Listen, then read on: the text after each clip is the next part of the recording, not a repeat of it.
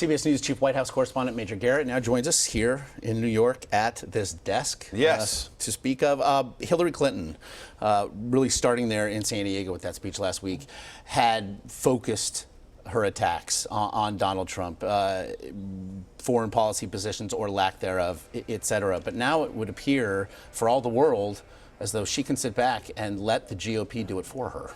She can, but she won't. The DNC and the Hillary Clinton campaign will continue to highlight this problem for Donald Trump. Certainly let Republicans take the lead in criticizing him, but do everything they can to amplify the criticism and to radiate that message out to the constituencies they most need to turn out for Hillary Clinton, now the presumptive Democratic nominee in the general election. So she will certainly give the stage to Republicans who want to stand up there and fulminate against Donald Trump, but she will not let that be the last word. She will amplify in every way, shape, or form, and in subtle ways and not so subtle ways to those constituencies, A, most alerted to this phenomenon, and B, most likely to turn that alertness into action come November. What do you make of this report from Bloomberg suggesting that Donald Trump, in a conference call, as John Heilemann said today, tripled down, asking his surrogates to continue to criticize Judge Curiel, to accuse reporters asking them about it of being racist and the like. It is, if nothing else, increasingly disconnective from the establishment that is now looking the other way. So I have no reason to doubt the underlying reporting, and it is consistent with Trump's very nature to hit back and hit back hard. You're accused of something, hit them back with a charge that's as tough or tougher. So that would fit within Donald Trump's sort of tactical response to anything he disagrees with. But there's a much more important aspect to that conference call. On Sunday night, a memo went out from the Trump campaign to supporters and surrogates, basically telling people, look, if you're asked about Trump University, defer. Just deflect the question, say we're going to leave that to the Trump University lawyers. It's in litigation. I'm not going to comment on that. That was the advice from the campaign. Trump gets on the conference call and says, what the hell is that?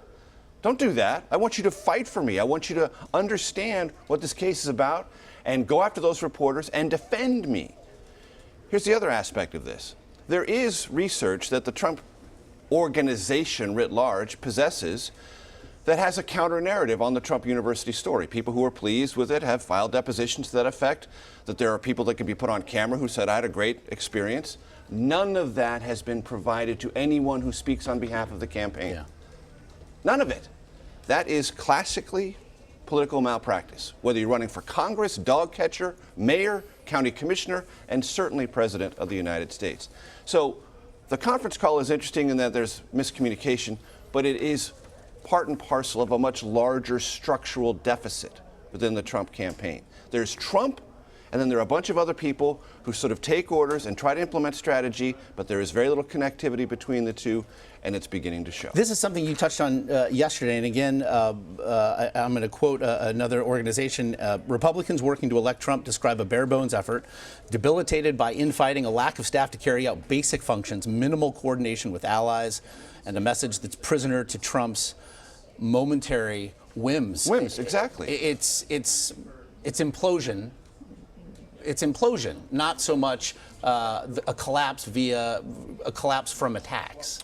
Well, it's a little bit of both, but you have this alternate reality that is Donald Trump, and he has justifiably said to those who constantly tut-tut around him and have been for the last 6 weeks, Donald, you need to change, you need to grow, you need to embrace the realities of a national campaign and change your instincts, your tactics, and your organization. And he looks around and says, what are you talking about?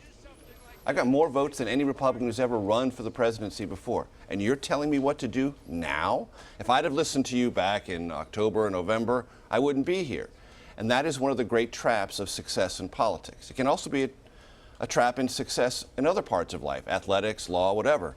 You believe whatever you've done to get you to this point of near success or absolute success is all you ever need to do in the future. Adaptation is an important aspect of life. And in politics, it is absolutely vital. But if you're a very strong egoist, and I don't think there's any question that Donald Trump is among the strongest egoists ever to seek the presidency, it's the biggest challenge of all. And he's having a hard time wrestling with it. He is touted the fact that he was not a politician to this point. Perhaps he may pay a price for that now. Major Garrett, here in New York, on your way to somewhere. On my way to somewhere. In this case, Westchester. We appreciate it. Thanks.